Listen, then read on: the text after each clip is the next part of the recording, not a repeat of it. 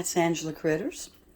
I'm going to show you today how to make a delicious peanut butter cookie pie crust.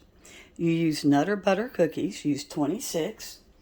I am using the Aldi's fake brand, but when you close your eyes, they taste just like Nutter Butters. They look like they're a little bit smaller than a Nutter Butter, so I threw in 2 extra cookies. So what I'm going to do, I've got all my ingredients here. It's a 2-ingredient pie crust. 6 tablespoons of melted butter, and then I've got my 26 cookies. So we're going to roll out our cookies. If you don't have a rolling pin, you could use a jar or a glass. It's just better if it is all like straight across without any curves to it. So you're going to roll these out. I like to beat them up a little bit first. You don't have to work so hard to roll them up. You also do not pulverize these. You want your cookie crumbs to kind of be different sizes. It makes a much better crust that way. So don't put it in a food processor to blend it up. That's why I want you to go ahead and do it with a rolling pin. So we're going to get these crumbled, and then we're going to mix them with my melted butter. I've been using my fingers and kind of feeling for some that aren't crumbled at all. And when I find one, I just kind of hit it because I don't want to actually be able to see a piece of cookie. All right. So now here we go. We're going to start putting in our crumbs with the butter. And we're going to massage it by hand. And I'm going to start off doing half at a time. It's just easier that way, I think, for me. So I'm going to be doing this by hand. Like I said, just a little bit at a time. I didn't want to overwhelm the crumbs with too much butter. And then we're going to throw in some more.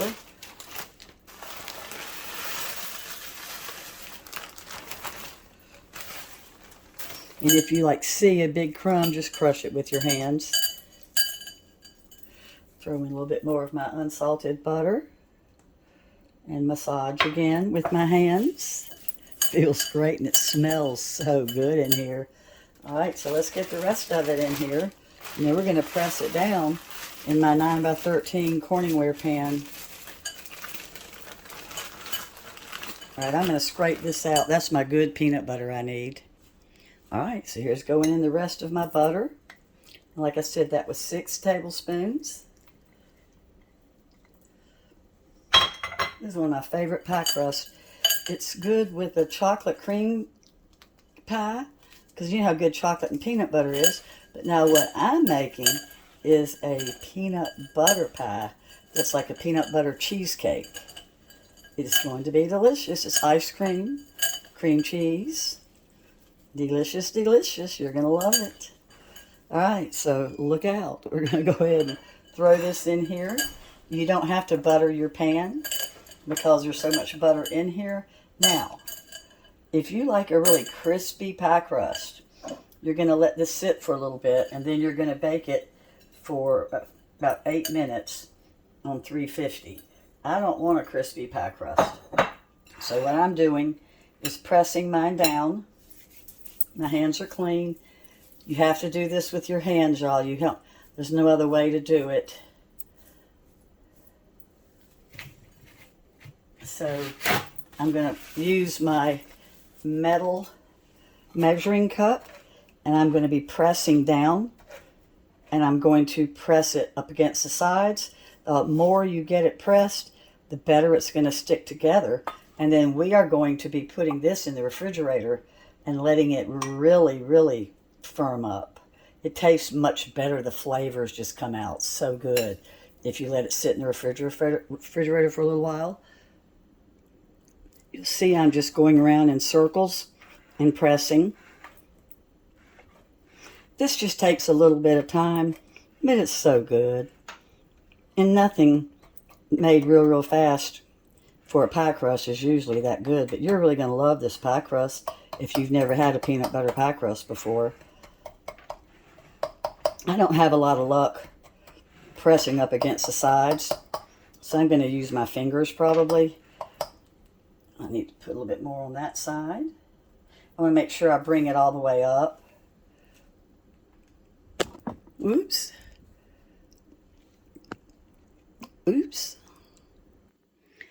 So I'm going to use a spoon to do my final press, because truly the more you press, the better the pie crust is going to stay together.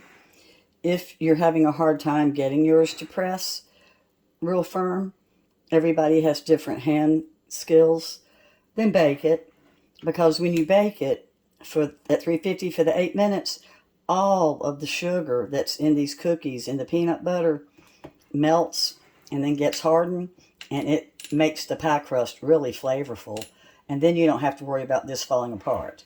But I'm just using my spoon, as you can see, just to press, and then this is going in my refrigerator for a while to firm up.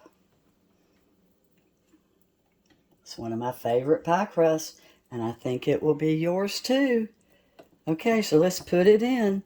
Make sure everything's pressed down. Oh, did I tell you, you can also make a 9x13 dessert with this, and you just don't get quite as high of a filling, but it's a real good dessert too. Some families prefer to have a dessert in a 9x13 and cut squares than do pies.